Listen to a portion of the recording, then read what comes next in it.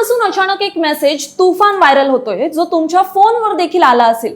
या मेसेजमध्ये उद्यापासून पेट्रोल डिझेलचे दर प्रचंड वाढणार असं सांगण्यात आलं आणि काही तासातच तो मेसेज हजारो लोकांपर्यंत पोहोचतो। कुणी म्हणतो 5 रुपये वाढणार, कुणी म्हणतं 10 रुपये, आणि मग काय लोकांच्या मनात भीतीची ठिणगी पडते। पण थांबा, खरंच असं काही होणार होतं का? पेट्रोल डिझेलचे दर हे वाढले गेलेत का, की ही फक्त एक अफवा होती? सगळं काही जाणून घेऊयात या व्हिडिओच्या माध्यमातून, त्यामुळे व्हिडिओ शेवटपर्यंत नक्की पहा आणि आमच्या प्राईम टाइम महाराष्ट्र या चॅनलला सबस्क्राइब केलं नसेल तर लगेच करून घ्या। पेट्रोल डिझेलचे दर वाढणार या सगळ्या चर्चेला सुरुवात झाली अमेरिका आणि इराण मधील वाढत्या तणावामुळे। जागतिक स्तरावर कच्च्या तेलाच्या किमती हलायला लागल्यात आणि लगेच सोशल मीडियावर अंदाज बांधले गेले की भारतातही दरवाढ होणार आहे। काही लोकांनी तर ताबडतोब टँक फुल करा असे मेसेजही पाठवायला सुरुवात केली आणि नेमकं इथूनच गोंधळ वाढायला सुरुवात झाली। काही ठिकाणी लोकांनी पेट्रोल पंपावर गर्दी करायला सुरुवात केली, लांबच्या लांब रांगा लागल्या, लोक तासनतास थांबू लागले, कारण सगळ्यांना एकच भीती होती, उद्या दर वाढले तर।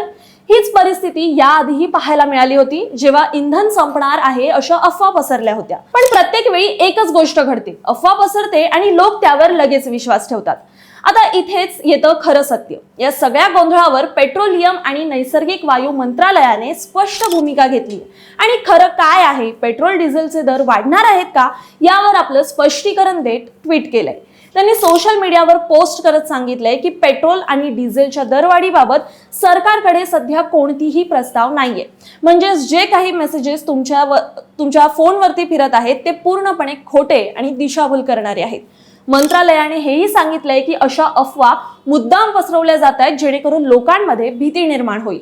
पण वास्तव वेगळंच आहे। भारत सरकार आणि तेल कंपन्या मिळून सतत प्रयत्न करतायत की आंतरराष्ट्रीय बाजारातील चढ उतारांचा थेट फटका हा सामान्य नागरिकांना बसू नये।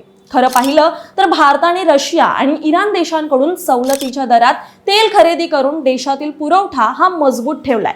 त्यामुळे जरी जागतिक स्तरावर किमती वाढत असल्या तरी भारतात त्याचा तितका मोठा परिणाम होत नाही। याशिवाय सरकारने वेळोवेळी इंधनावरील कर कमी करून लोकांना दिलासा दिलाय। आणखीन एक महत्त्वाची गोष्ट म्हणजे सध्या देशात पेट्रोल आणि डिझेलचा पुरेसा साठा उपलब्ध आहे, म्हणजेच इंधन संपणार किंवा टंचाई होणार अशा बातम्यांना काहीही आधार नाही। मग या सगळ्यातून आपल्याला काय शिकायला मिळतं? सर्वात महत्त्वाचं म्हणजे प्रत्येक व्हायरल मेसेजवर लगेच विश्वास ठेवू नका, कारण एक छोटी अफवा देखील मोठा गोंधळ निर्माण करू शकते आणि आपणच जर ती पुढे पाठवत राहिलो तर हा गोंधळ आणखीन वाढू शकतो।